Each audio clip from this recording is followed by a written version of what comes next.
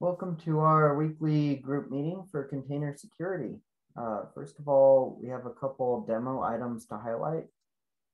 Let's see, Daniel has done a great job implementing the operational vulnerability tab. Yep, I've seen that in production, and I assume that most everyone else has too at this point. So super excited for that.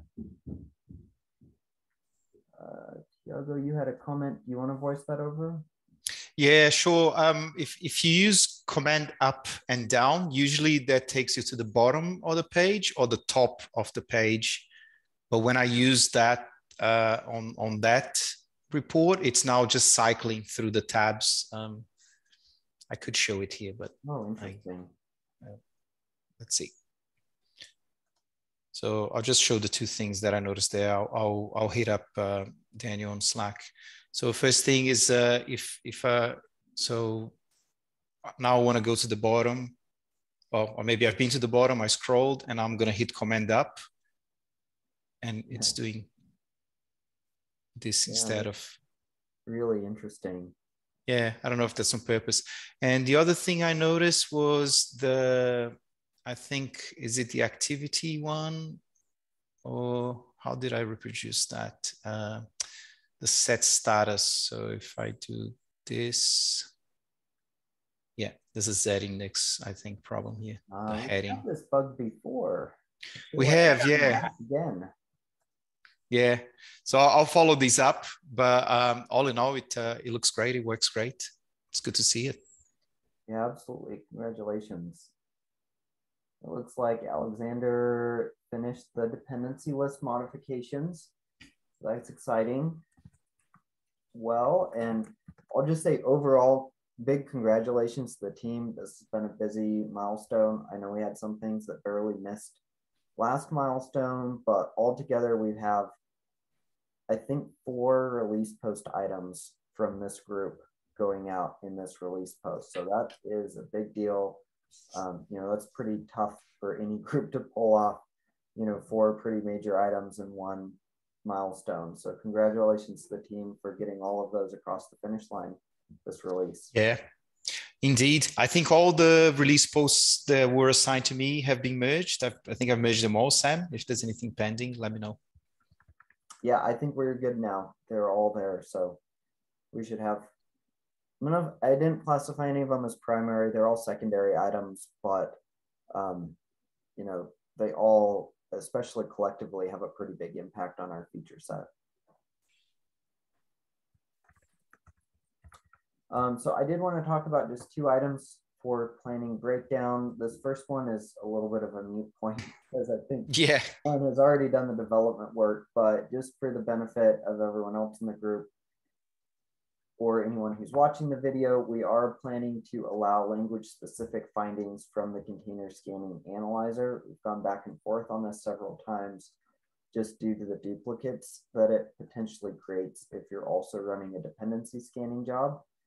But we're going to default this to off, but put it behind a setting so that you can change a variable in your CI and choose to have it also report any language-specific findings that are discovered.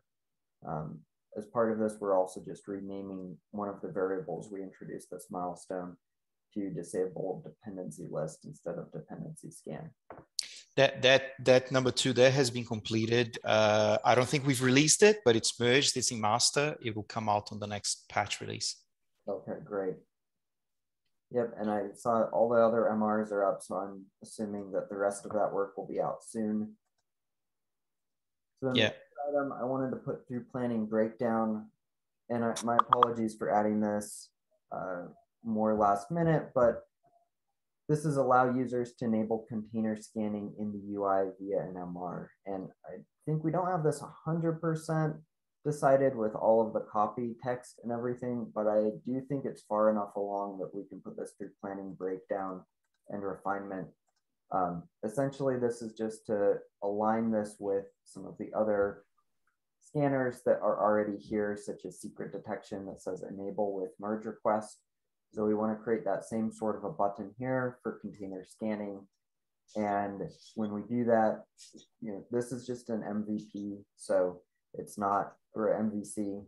So this is not, complete solution with like a configuration screen. Instead, just take them directly to an open merge request with a prompt and some instructions to take a look at our documentation to make sure that you customize it correctly. And then the actual merge request itself, the content down here, we're going to let the developers put in what they believe that should be. So this is just, for illustrative purposes only, showing that, we're going to be adding in the container scanning template, and, to be determined if we even need to set any specific variables by default for this merge request. And then once it's enabled, instead of saying enable with merge request, this will change to a link to the configuration guide, which is our documentation page on container scanning. Are there any open questions about that? I added one. So the one of the mocks that it showed has a merge request diff that shows us adding a build configuration. I'm wondering what assumptions can we make about a user's configuration, because if they already have a build configured, all that needs to be added is the include for the template. And if we need, for example, look at existing CI config to try and detect if there's a build, try and match the image name, this gets a bit more complicated. So do you have any ideas, any thoughts on that? So, great question. Yeah, those would all be great future enhancements for this MVC. I'm really just looking at, what's literally the minimal viable change. We already encourage them in that description. We have like a big exclamation mark saying, this may not work, go check the documentation. So I would say we probably should include the build stage. The assumption would be if this is a blank project and you just click this button, it should work. So just assume all default settings, assume they probably don't have the build stage already. Just make sure that when they click that, if it was kind of a clean, empty, vanilla project, that this would get it working for them. And we can build in some of that smarter detection, later on as future enhancements. And should we include, in that case, if we're assuming, or if we're catering for blank configs, another way of doing that is including the Docker YAML and the container scanning YAML. And we made sure that these work together now. They didn't in the past, by the way, but now they work together. Yeah, that's okay. All right, cool. But yeah, we shouldn't, we're not doing any detection of what's already there in a CI config as part of the scope of this. So we should just put a comment, say, hey, we make an assumption that, this is the assumption we make. Maybe for the inclusion of the doc, and say, hey, if you already have a job building your image, you can comment this line out. And apologies for the sawing outside. There's a bit of a home improvement happening.